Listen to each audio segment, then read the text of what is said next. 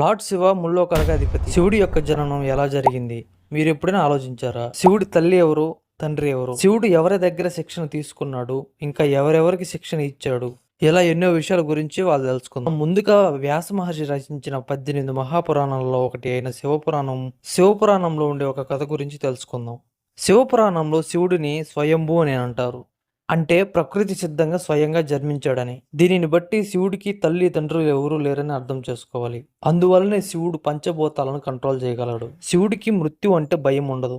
శివుడికి మరణం అనేది ఉండదు. ఇప్పుడు 18 మహాపురాణాలలో మరొక పురాణమైన విష్ణు పురాణం ఇలా చెప్పబడింది. విష్ణు పురాణంలో భగవంతుడైన విష్ణువు నుదుటి మీద ఉన్న తేజస్సుతో శివుడు జన్మ జరిగిందని, ఇంకా విష్ణువు నాభి నుండి బ్రహ్మ జన్మించాడని ఉంది. మళ్ళీ శివపురాణంలో విష్ణు జన్మ ఎలా జరిగిందంటే, శివుడు ధ్యానం చేస్తూ ఉండగా రుద్రాక్ష మాలను లెక్కబెడుతున్నప్పుడు అందులోని ఒక రుద్రాక్ష కింద పడి విష్ణు జన్మ జరిగిందని ఉంది. ఇక్కడ శివ మరియు విష్ణు పురాణాలు బాగా గమనిస్తే పూర్తిగా ఒకదానికి ఒకటి వ్యతిరేకంగా ఉన్నాయి. శ్రీమద్ దేవి మహాపురాణంలో శివుడు గురించి ఏం చెప్పిందో తెలుసుకుందాం. ఈ పురాణంలో మహాశివుడి తల్లిదండ్రుల గురించి చెప్పబడి ఉంది. శ్రీమద్దేవి పురాణం ప్రకారం ఒకసారి నారదుడు తన తండ్రి అయిన బ్రహ్మ దగ్గరికి వెళ్లి సృష్టిని ఎవరు తయారు చేశారని అడిగాడు. అలానే త్రిమూర్తుల తల్లిదండ్రులు ఎవరో అని కూడా అడిగాడు. బ్రహ్మదేవుడు ఈ విషయం గురించి పూర్తిగా చెప్పాడు నారదుడికి. బ్రహ్మదేవుడు చెప్పిన ఆ మాటకు నారదుడు ఆశ్చర్యపోతాడు. బ్రహ్మ ఏం చెప్పాడంటే, బ్రహ్మ విష్ణు మహేశ్వరులు దుర్గాదేవి నుండి పుట్టారని నారదుడికి చెప్తాడు.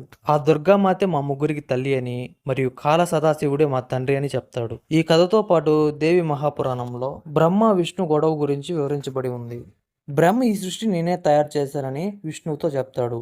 విష్ణువు బ్రహ్మతో, నువ్వు నా నాభి నుండి పుట్టావు, అంటే నీకన్నా ముందు నుండి ఉన్నవాడిని, నువ్వెలా సృష్టిస్తావని గొడవ పడుతుంది బ్రహ్మ విష్ణువులకు. ఈ విషయాన్ని గమనించిన సదాశివుడు వచ్చి బ్రహ్మ విష్ణువులతో, పుత్రులారా, మీకు ఈ యూనివర్స్ని ఎలా సృష్టించాలో, ఎలా పరిపాలించాలో అనే పని మీకు అప్పచెప్పాను. ఇదే విధంగా శంకరుడికి కూడా సంహరణ, తిరోగతులు లాంటి పనులను అప్పచెప్పాను.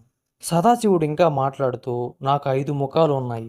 అకార్, ఉకార్, మకార్, బిందు, నాద్ అంటే శబ్దం నుండి ఉద్భవించింది. ఈ 5 ముఖాల నుండి ఓంకారం తయారవుతుంది. ఓంకారాన్ని శివుడి మహామంత్రంగా చెప్పుకుంటుంటాం.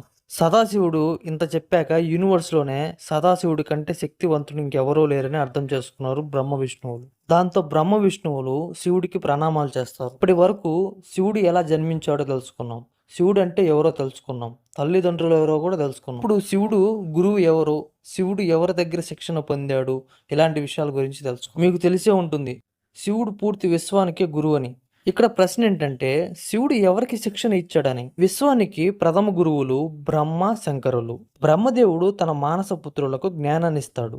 శివుడు 7గురికి శిక్షణ ఇస్తాడు. ఆ 7గురు శిష్యులకు మహాశివుడు గురువు అయ్యాడు. ఆ శిష్యులను సప్త ఋషులు అని కూడా అంటారు. సో ఈ విషయాల వల్ల ఈ విశ్వం అంతా శివుడే ఉన్నాడని మనకు అర్థమైంది. ఈ వీడియో నేను మ్యాక్సిమం కవర్ చేశాను. ఇలాంటి వీడియోస్ ఇంకా కావాలంటే కామెంట్ బాక్స్లో మెసేజ్ చేయండి. ఇలాంటి ఇన్ఫర్మేషన్స్ మీకు కావాలంటే మన ఛానల్ సబ్స్క్రైబ్ చేసుకోండి. Thanks for watching.